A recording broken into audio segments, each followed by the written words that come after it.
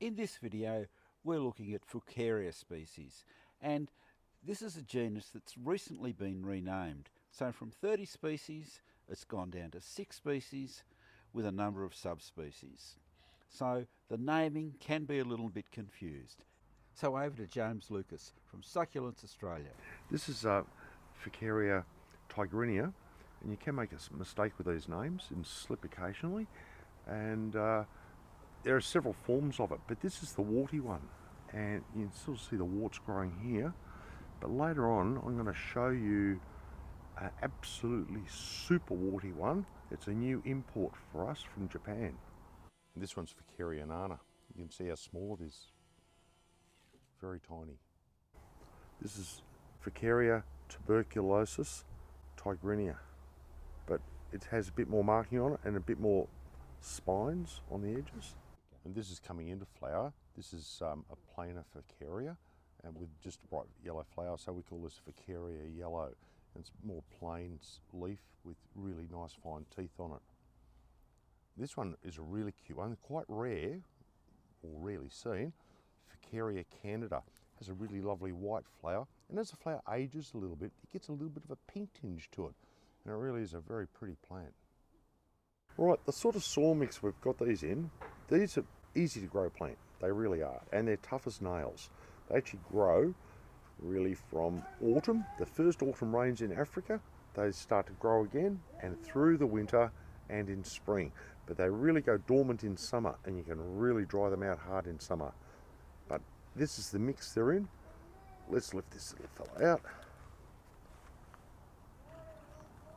Now, bit of gravel, and you see the root, good root structure, and this mix drains well. This mix is designed for smaller plants. If you're doing a bigger plant in a bigger bowl, I'd probably have a little bit more gravel in it, so the drainage is pretty good. And the whole idea of growing these is you should water it well in autumn, winter or spring, but then let it dry right out before you think of watering it again. This is a new introduction for us.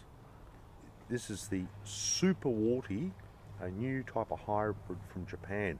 They have several different types of warts on them, but these are just babies that are just starting, and you can see the amount of warts on them is absolutely incredible.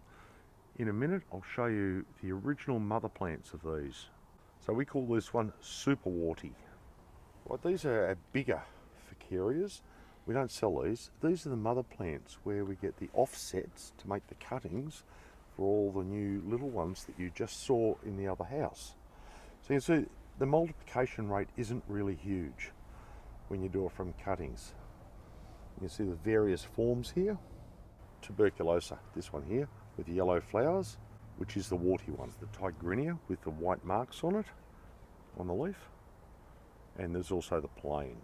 And this is the plain one here, just, you call it like plain Jane. Now these are 3 variations of what we call the super warties. This is a new introduction from Japan, and I'd never seen anything like these, but they're so much more warty than the normal warty one that we've had here in Australia. They're incredible, these. And you saw some young ones of our first lot, which will go on sale here soon. These are dishes that I've made and or planted up. And you can see these plants would be 3, 4, maybe even 5 years old, and you can see they're doing really well. They're really compact. You can see the candida over here has flowered out, and it's looking absolutely flowered out. It was a picture when it was out. You could hardly see the leaves, the amount of flowers it had. It's very tight and compact, and it's actually really quite happy there. In nature, these would grow in crevices between rocks or things like that.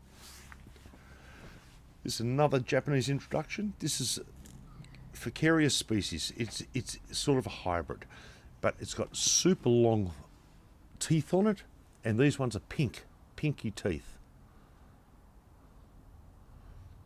Yeah, they look great. And over here, this is something extremely rare, a variegated Faucaria. And you can see this one actually has an extra large flower. This is a larger flower than the other ones, but it really is, it's a nice grower. This is the first time it's been propagated, and we only have 7 plants of this really rare one. And you can see really clear white lines on markings on the lines. Long teeth, very attractive plant. As a preview, have a look at this one. It's called bunny ears, an amazing little plant.